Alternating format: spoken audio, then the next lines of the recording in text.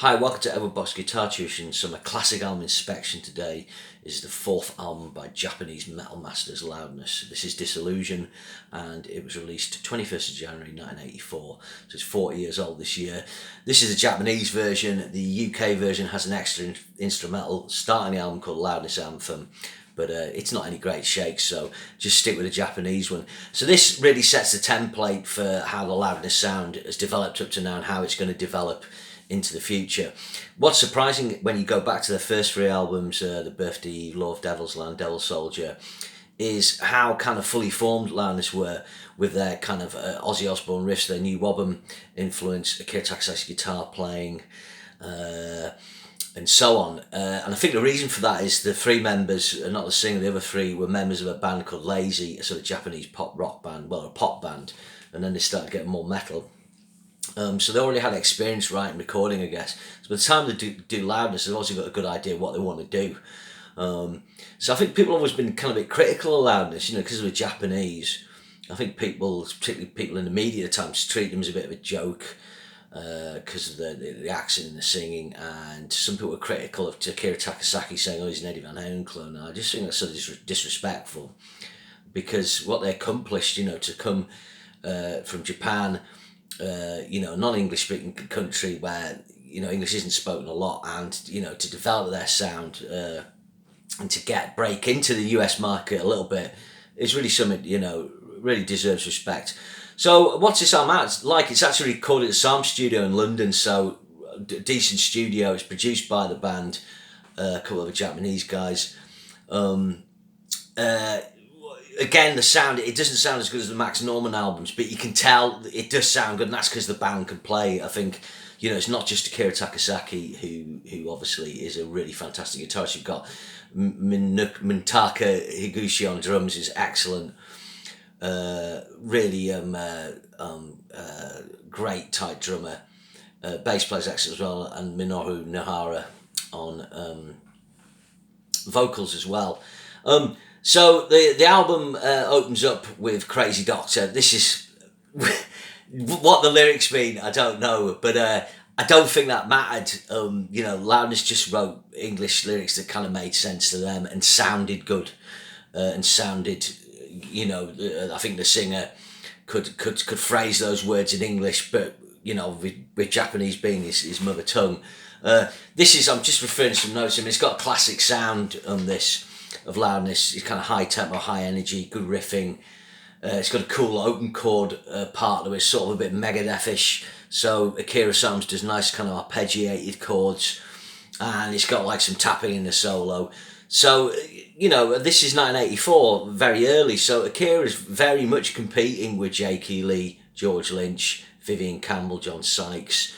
Remember, after the sort of Eddie Van Halen, Randy Rhoads era, there's a little sort of gap. Gary Moore, Michael Schenker would sort of put those guys really off as the purveyors of where guitar was going to go. And then there's a little kind of quiet period, and then you start to get other players appearing. And Akira Takasaki's one of them. So this shows off his skills. Next up after that is Esper, 3 minutes 46. All these tracks are well arranged, good length. Again, it's got a kind of thrash type riff in a way, sort of high tempo new Wobben style riff. The kind of riff that would inspire a new Wobben style riff that would inspire a thrash band. I think that's what I'm trying to say. The vocals really intense. So Minoru has got a really good range. He's got all the power and the range that a Western singer would have. It's just obviously he sings in his vocal stylings in his Japanese accent, and that's what made Loudness unique. Nowadays, in our more broader world and a multicultural world, things like this are seen as an asset. But back in the day, it was kind of we've got to sing in English, or you've got to have an English accent. And we'll come to that later on, what happened there. The solo rips on this, really good second track. Then you got Butterfly, track 3. This is 5 minutes 12. So this, when I first listened to this, I was like, it's one of those weird Loudness kind of does Rush songs. There's a track on Thunder in the East a bit like that, and then there's the last final track on Lightning Strikes. But this is really interesting. It kind of uses interesting kind of, I guess, in the kind of suspended sus2 type chords.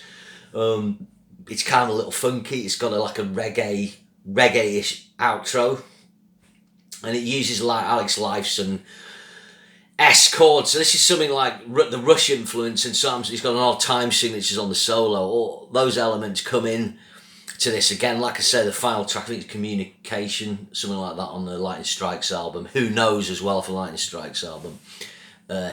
It's got that vibe, so it's something the band slip in like. So it's quite an interestingly structured song. It is well written, and again, there's not really. Although you can kind of hear the influences, there's not really any of a metal band doing stuff like this at the time. Then side one on the original vinyl finishes with Revelation. This is fairly weak track. It's just a 12/8 power metal groove with aggressive vocals, but it doesn't really stand out as having any extra quality to me. So track 5, open side 2, is Akira Takasaki's Exploder.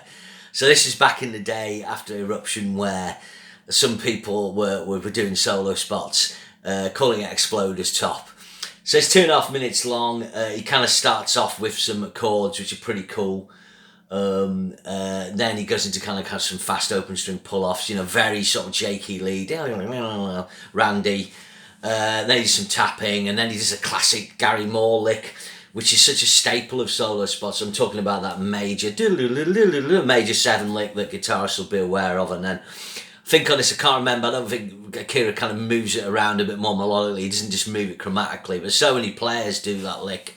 Everyone from Phil Collins, Steve Vai sort of got a version of it, Betancourt, Doug Aldridge. He uses a harmonic minor scale later on, so again, he's kind of, you can hear he's listening to Malmsteen, he's kind of up to date with where guitar's going, he's not playing catch up, he's very much on point. When I was listening to his playing, I'm surprised, Akira never got linked with the Aussie job. I can only assume that it's because probably, his English would be very limited, and or maybe they just didn't think about it. But you listen to his rhythm style, his lead playing, it absolutely fit the bill in Aussie. He goes into a riffing section at 1:15, which is really good. But the other thing that's interesting about this, you can hear the amp buzz. So I'm guessing he's actually in the room with the amp, properly letting rip, sort of like Van Halen did with Eruption. So it's kind of a very live feel. I don't know how much it's chopped together, but it's pretty cool. It's kind of, it differentiates itself from other typical solo spots. Track 6 is Dream Fantasy. This is not great. It's got a kind of harmony neoclassical lead, which is interesting. Nice clean parts on the chorus, so he's kind of tracking in other textures. But the song doesn't stand out massively to me. Track 7's Milky Way.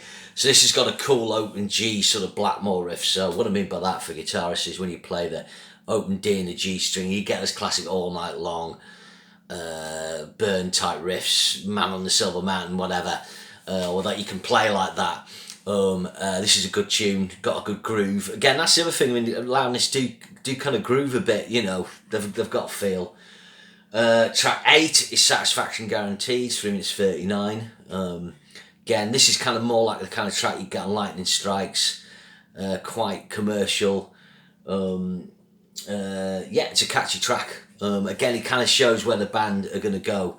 And then finally, track 9 is Ares Lament, it's 5 minutes 30. So this, I think it was called So Lonely. They re-recorded this for the Hurricane Eyes album. That's an album I've never totally been able to get away with because of the production and the mix so bad. But this is really good. It's a good ballad, actually pretty good at a ballad. He tracks Loudness. And it's got a great ending, a great whoa, like 2-minute whoa, whoa, whoa ending, a really emotive solo. So I think with Loudness, this is some people's favourite album by Loudness. Other people go for Lightning, Thunder and East with Crazy Nights and his amazing, meaty guitar sound. My favourite album is Lightning Strikes, probably because that's the album that got me into Loudness. I heard Thunder and East later on. It's only recently I've really delved into their earlier stuff. Some people really like Hurricane Eyes, so it kind of depends where you get into them.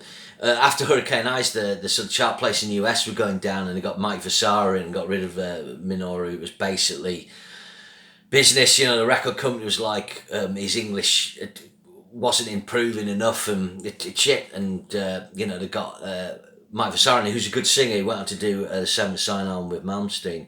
But the thing is, once you put in a more generic sounding American rock singer, then that changes the sound of the band, and they lost their USP. So it was kind of like you're damned if you do, damned if you don't. Different times we live in now. A band like Loudness would be embraced for their unusual sound. But this is a really good record. I mean, pretty much the Loudness albums all the way through the 80s are worth checking out.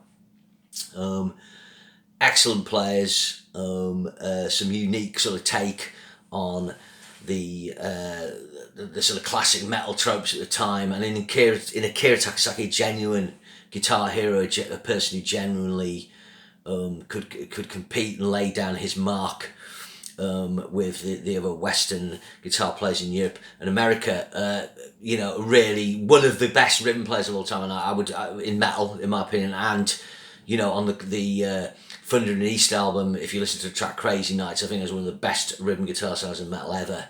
There's very few that come close or supersede that. So check out Loudness, Disillusion, 40 years old today, and I'll see you again soon. Thanks very much. Remember to share and subscribe. Thank you.